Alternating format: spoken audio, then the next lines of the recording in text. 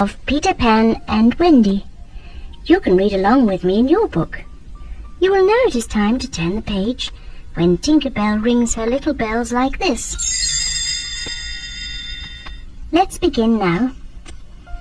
Once upon a time, there were 3 children, Wendy, John, and Michael Darling by name. They liked bedtime because every night in the nursery, Wendy told stories about Peter Pan. Peter is a little boy who decided never to grow up. He lives in a faraway Neverland, full of adventure and fun.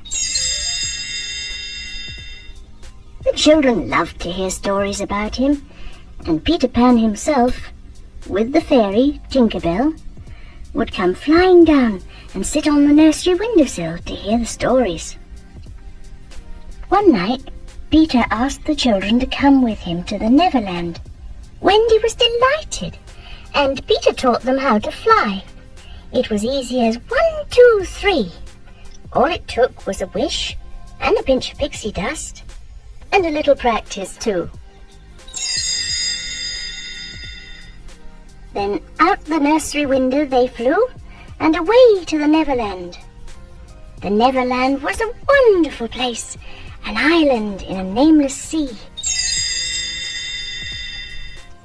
There were fairies living in the treetops.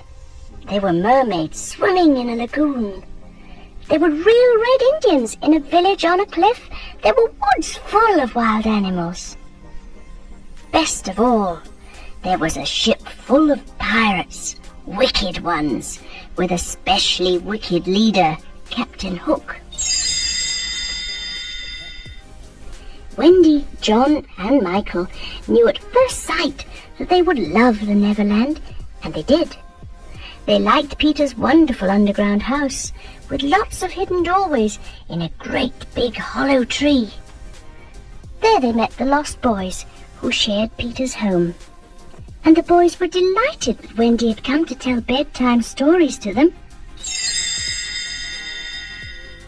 But they didn't spend much time in that underground house.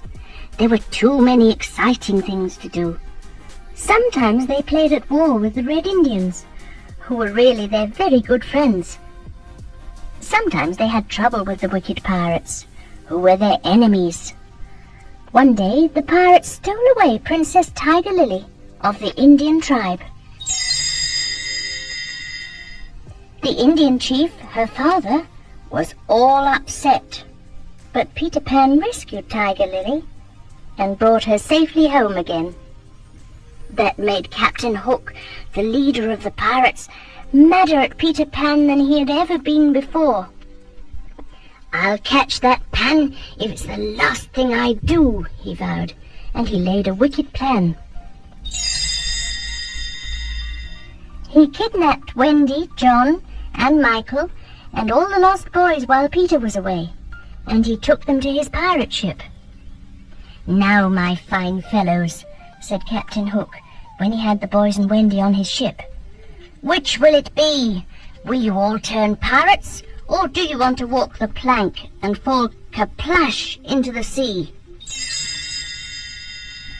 "I guess we'll turn pirates," said the boys. But Wendy would have none of that. "I think you should be ashamed of yourselves," she said. "Peter Pan will rescue us." And she was right, for at the last minute, Peter Pan appeared.